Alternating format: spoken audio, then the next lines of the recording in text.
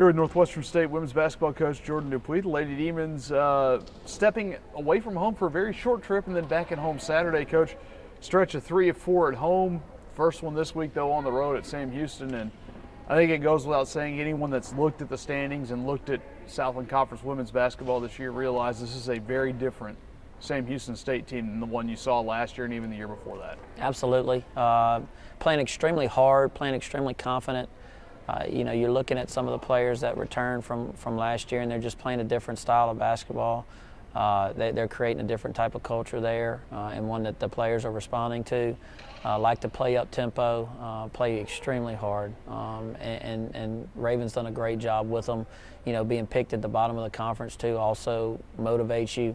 And now sitting at 8-7 and 3-2 or overall, I mean that's a huge step in the right direction for them, and it's going to be a very difficult game Wednesday night. Now, if I'm not mistaken, Aaron Swinson and Raven Justice, as you mentioned, the same Houston coach, were on the same staff last year. Any insider info you think? There is some to a degree, but they're also playing a little differently from a scheme standpoint. There's still some similarities. But the philosophy is still the same, and she wants to play up tempo, wants to create pressure with the bounce. She's got players that can create off the bounce, and then also players that can spot up and shoot it. So, there's a lot of similarities there, but then there's some things that we've got to prepare for too that we haven't seen as well. So, it's going to be a very tough job for our team, but one that we're going to rise up to, and we had a great start yesterday with a great practice. Up-tempo, forcing turnovers, good off the bounce. Sounds a lot like what you want your team to be and has been certainly on the defensive end this year. Yes, we just have to get more consistent. One thing that I think we've done is continue to play hard. We've fought from behind, but we've got to play from a standpoint of execution more consistently on both ends. We have times where we score it in bunches and then we go a while and not score it.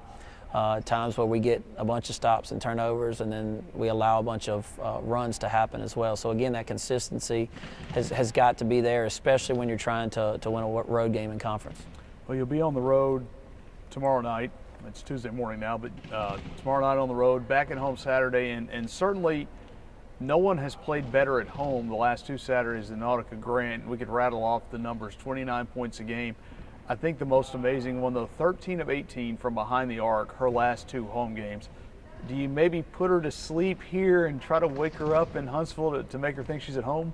I don't think you do anything different with her preparation. We didn't do anything different with her in order to get those results. She's just put in the extra time. This is something that we thought we could get for a while, not necessarily 29 points a game, but the consistency from the perimeter. The thing is, she's playing with a great rhythm right now. Her teammates are finding her. She's taking great shots.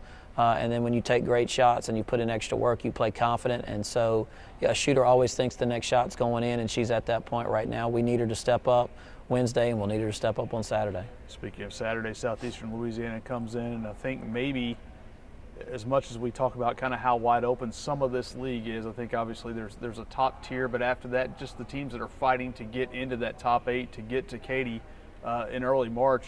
Maybe no team embodies the what can happen from one night into another than Southeastern. They've got some really good wins. They've got some losses that after those wins maybe you don't expect. No doubt. But the thing that they're going to do is play extremely, extremely hard. They're going to put pressure on you in the half court, especially defensively.